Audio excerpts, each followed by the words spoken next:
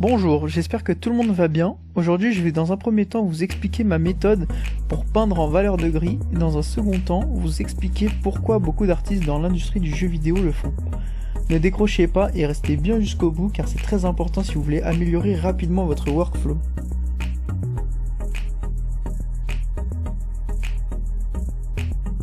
C'est parti, on commence donc par la recherche du design du personnage.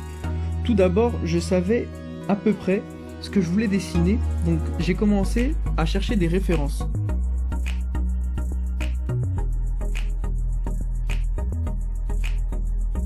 Une fois que j'ai eu une image encore plus claire de ce que je voulais, je me lance sur Photoshop avec une grosse brosse et je cherche des formes qui me plaisent et une forme générale qui peut me plaire. Ensuite, je rapetissis ma brush et là, je dessine les lignes comme vous le voyez à l'écran.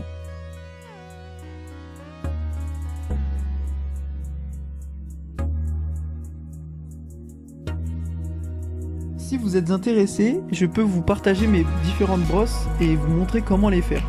Mais bon, ce sera pour une autre vidéo.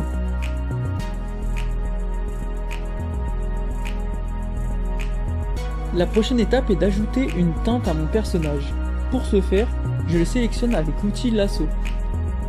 Quand c'est fait, je mets ma valeur et nous y voilà.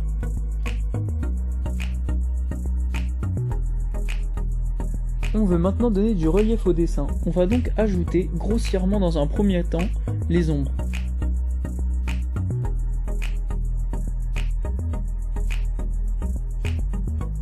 On fait ça pour avoir une vue d'ensemble de comment elles interagissent avec le personnage et si on n'en est pas content, on peut facilement les modifier sans être trop frustré car on n'y a pas passé beaucoup de temps.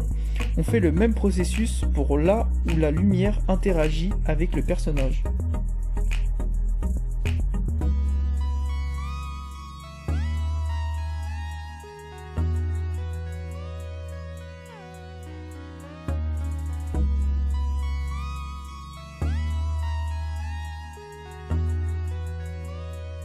Le dessin est maintenant bien moins plat et ressemble bien plus à un volume.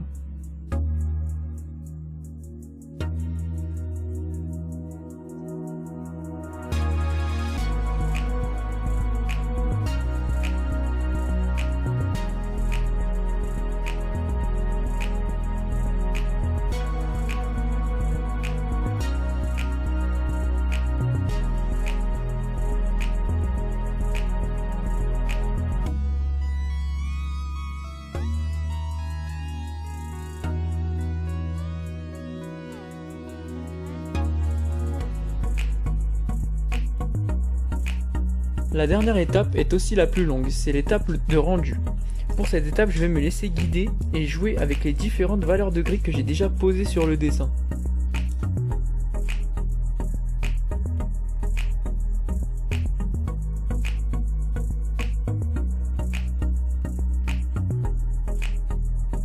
Personnellement, je préfère effacer et peindre par-dessus le contour, mais je connais plein de gens qui ne le font pas et ça rend un rendu très joli à la fin.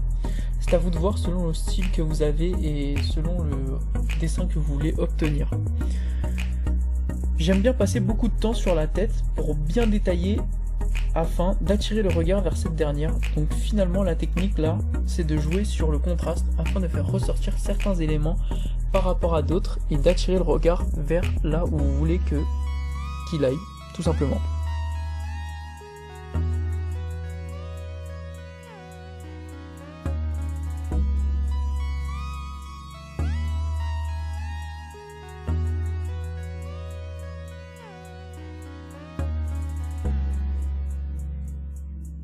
Petite astuce à vous donner en ce qui concerne le placement des ombres et de la lumière.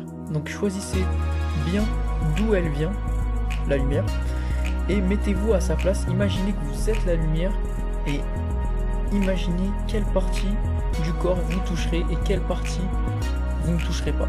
Et en fait ça vous donnera vos ombres et vos reflets.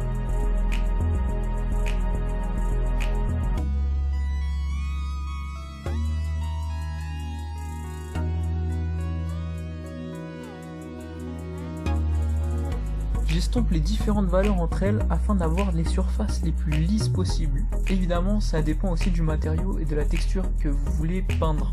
C'est-à-dire que certaines textures vont être moins lisses que d'autres, et en fait c'est à vous de jouer avec ça pour suggérer la texture et le matériau qu'il y a en dessous.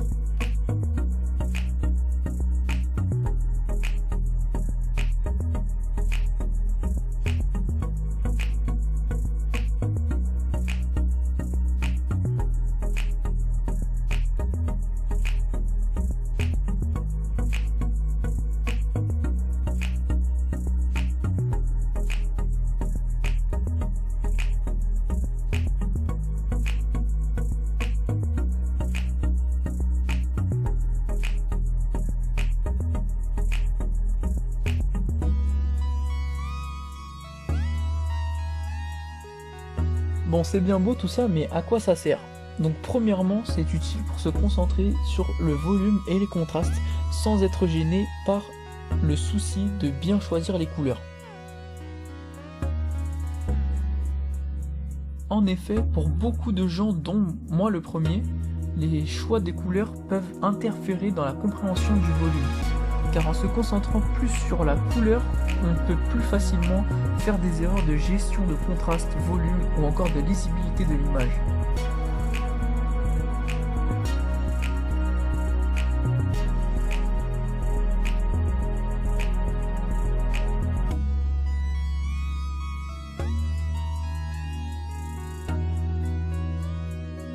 Ce qu'il faut retenir, c'est que si votre image est lisible en variation de gris, elle le sera aussi, voire encore plus quand vous ajouterez de la couleur.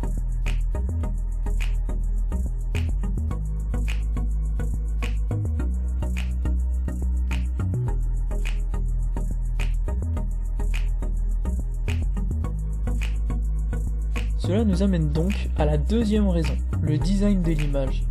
En effet, dans un premier temps, on attend de vous un chouette design de perso ou de décor pour ensuite penser à des couleurs qui fonctionnent bien ensemble.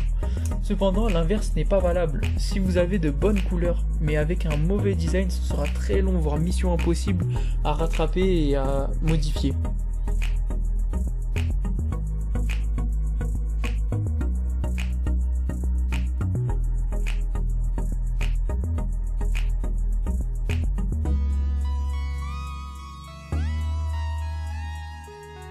Donc la prochaine étape, ce sera la colorisation.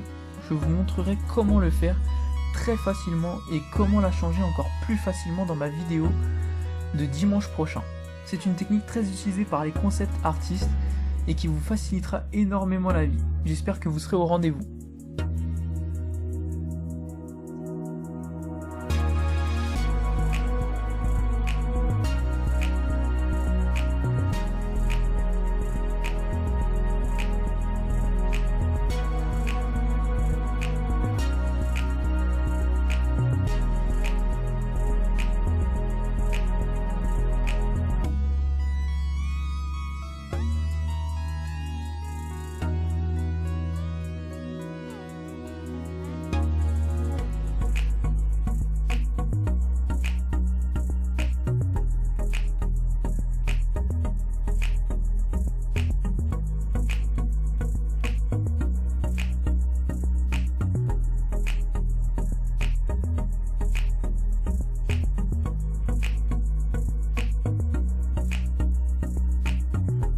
On arrive maintenant à la fin de la vidéo. Si vous avez la moindre question, n'hésitez pas, l'espace commentaire est fait pour ça.